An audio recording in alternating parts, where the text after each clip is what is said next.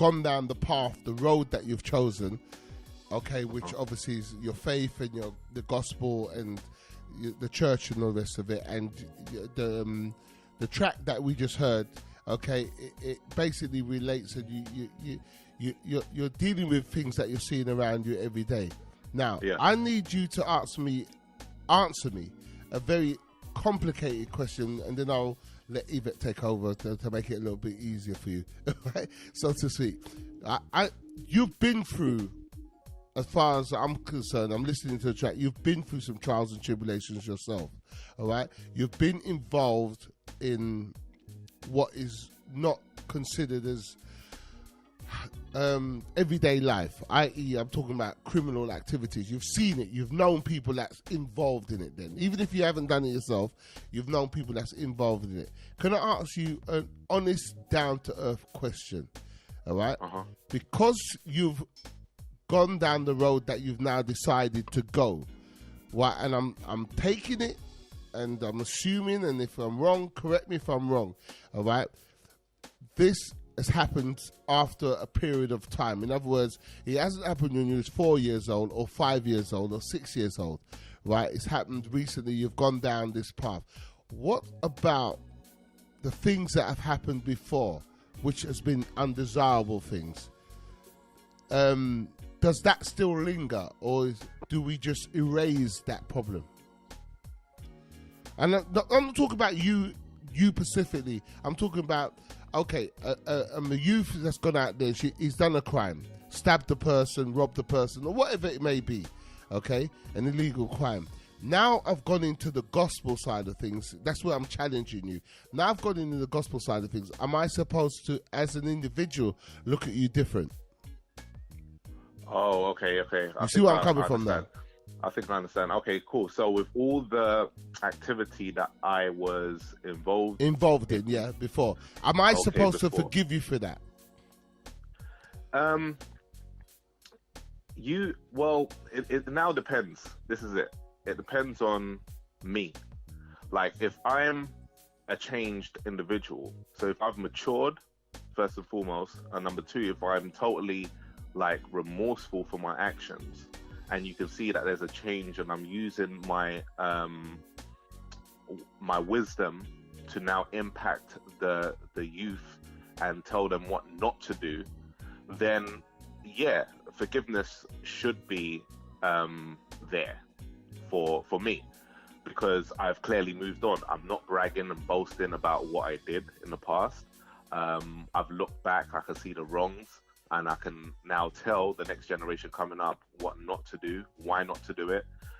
So yeah, there should be some forgiveness. But then again, if you don't forgive me, I'm still, it's not gonna bother me. It might bother you. You understand? Because forgiveness is an individual thing for you. But why, me as an individual, why should it bother me? All right, let's not take it to the extreme, right? Let's not take it to the extreme that, i.e. a death has occurred, all right? But let's take it to the level where me and you, or me and my, or you and someone that's related to me has got in an altercation, right? And you've left me with a scar in my face, or a knife wound, or I'm maimed for the rest of my life, or something like that. How do I find it in myself? Why am I supposed to forgive you? Because now you've gone in. This is, I think now you're getting where my drift is coming from. Right, because there's so much of it's happening now.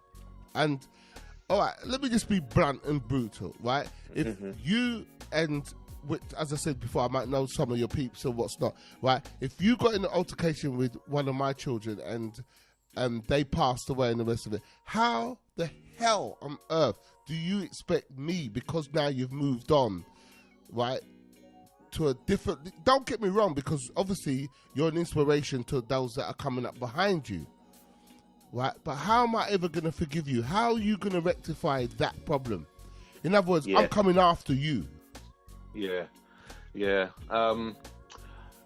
interesting because I've been in the same situation, and let's say so I got jumped by a bunch of boys back in 2000 and 2000, 2001, 2000.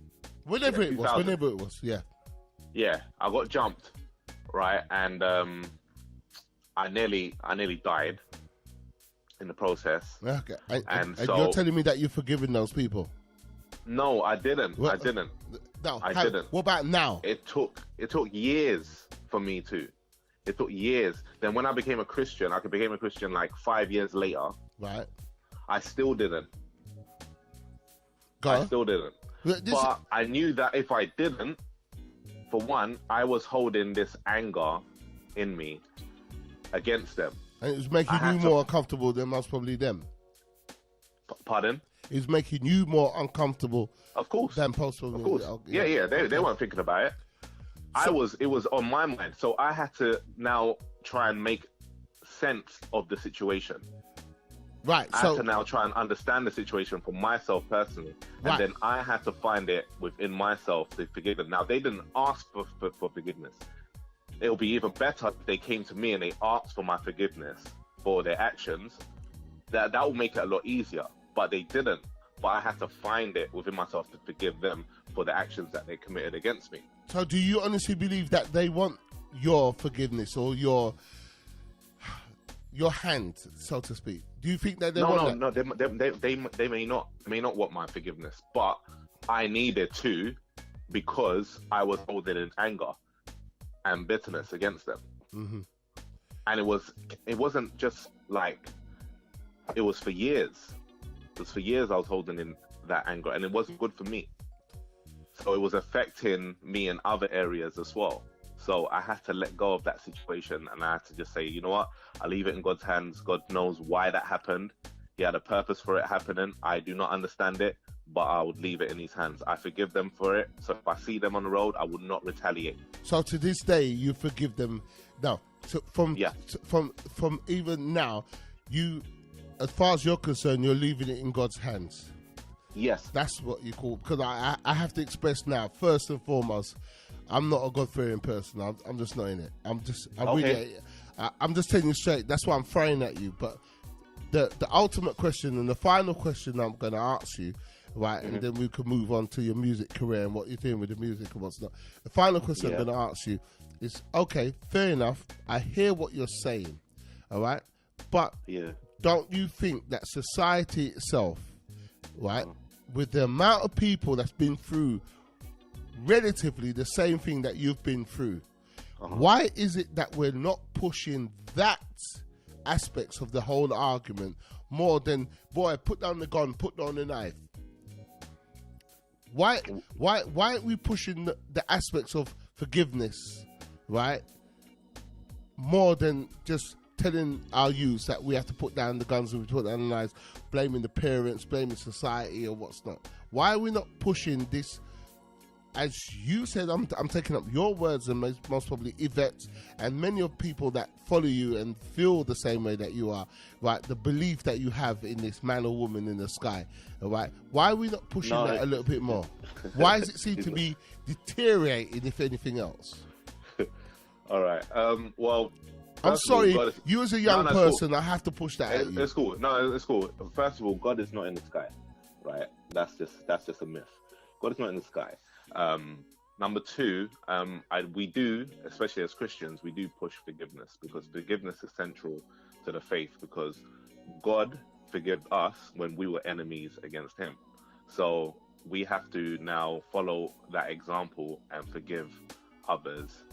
You know, the Lord's Prayer is, Father who art in heaven, hallowed be thy name, thy kingdom come, thy will be done on earth as it is in heaven. Forgive us our trespasses as we forgive those who trespass against us.